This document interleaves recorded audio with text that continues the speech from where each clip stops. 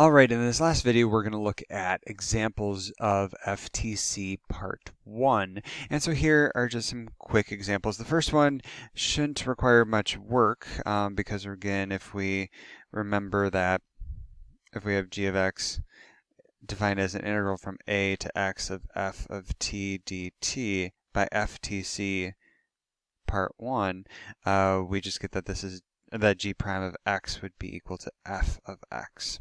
Okay, so then here g prime of x is just going to equal 1 over x cubed plus 1. Easy peasy, right? Okay, fine. This next one, dealer's choice, at least according to how FTC 1 is written, right? It had the unknown as an upper bound. We can deal with it in the lower bound. That's just fine. So two ways to do it. I'll show you one. Just leave it as is, and then if you looked at h prime, again, this would be h prime of t. So this would be d dt of h of 1 minus h of 2t, right? And so that's just a constant. This would go away. And so I would get, let's see, I'd have to put in h of 2t, right? So then this would just be square root of 2t plus square root 2t. Okay. Oh, forgot the minus sign. And then multiply, according to the chain rule, by the derivative of the inside, which would be 2. Okay. So that's one way to do it. All right. So this comes about because of the chain rule for 2t. Now the other way to do it would be to switch this and say this is equal to negative integral 2t to 1 square root x plus square root x dx. And then you can do, just normal FTCs. So substitute it in, square root 2t plus square root 2t. And then you still would need to multiply by the derivative of the bound, okay? Remembering the chain rule, okay? The theorem isn't so big on emphasizing the chain rule, okay? Increasing and decreasing, okay, that's fine. If f is increasing, that's where f prime is greater than 0. So, okay, let's find f prime. F prime, oh, it has an integral in it. Okay, f of x, we can do this 1 minus x squared, e to the x squared, like that, square root x squared. Yes, I could write that as absolute value of 0. I'm not going to. And then I need to multiply by the derivative of 2x because of that bound. Okay, and I'm looking where this is greater than 0. Okay, so critical points, or critical numbers, I should say. Certainly I can't have 0. That makes the denominator 0. What would make the numerator 0? I would get plus and minus 1. But also it says x is greater than 0, so actually it's just plus 1 that I need to worry about. Okay, so then I'm going to make a little sign chart. This is old hat for us. We are excellent at this. Starting at 0, going to 1, and then I need to take test points. So if I do like f prime of 0.5, f prime of 2, right, I get something that's positive here, negative here, so plus to minus, increasing to decreasing, and I did all that more than I needed to, but I would just say that from here, I would say f is increasing on 0, 1. Okay, so there's that. All right, again, just making use of the function and its derivative.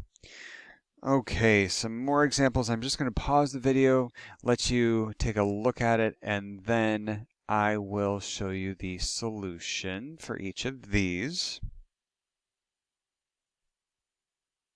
All right, and here we are. The first one, not too bad.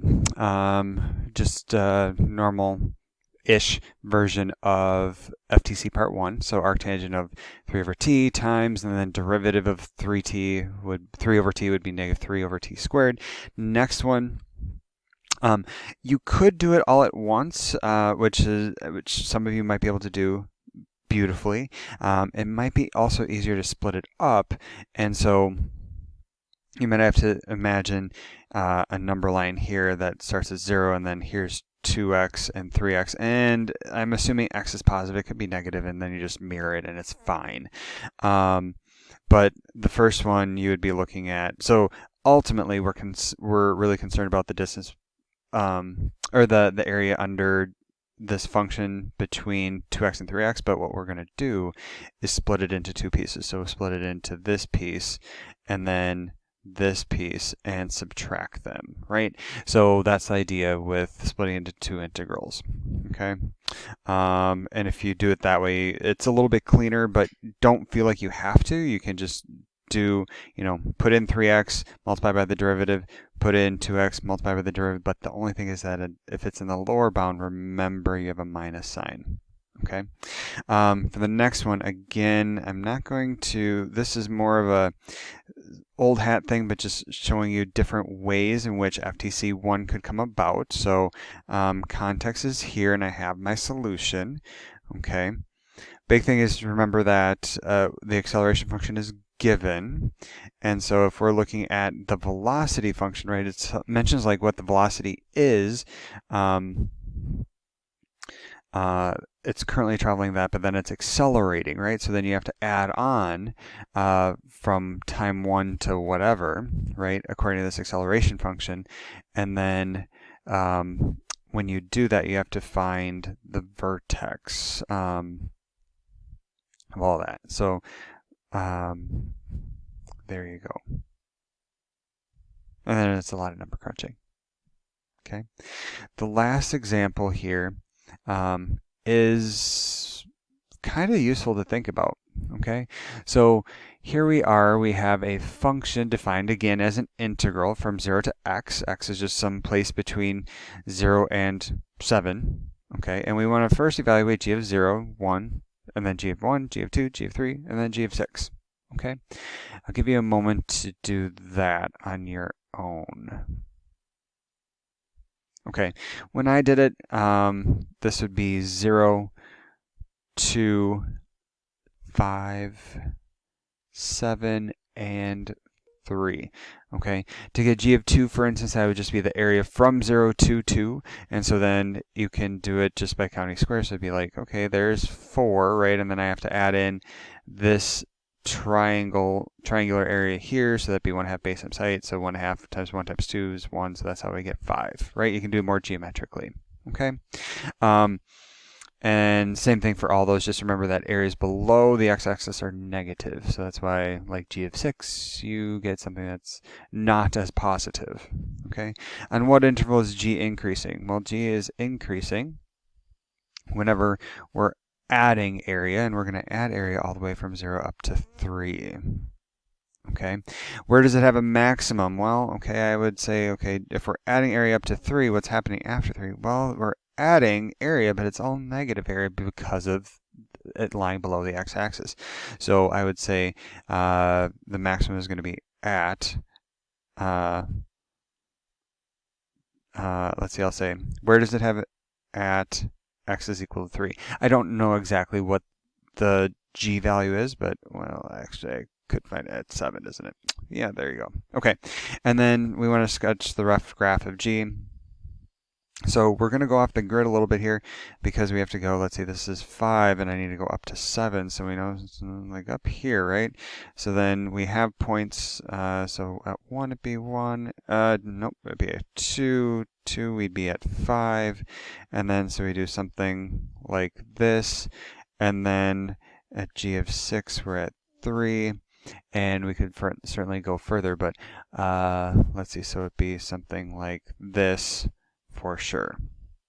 Okay, so use the points, but thinking about this more of a from a geometric perspective can also be useful in addition to just the pure algebraic relationship between the function and its derivative. So FTC part 1 is really the big new thing, and then just relabeling the evaluation theorem as FTC part 2 is also useful. All right, so we'll get some practice on this in class and in the upcoming homeworks.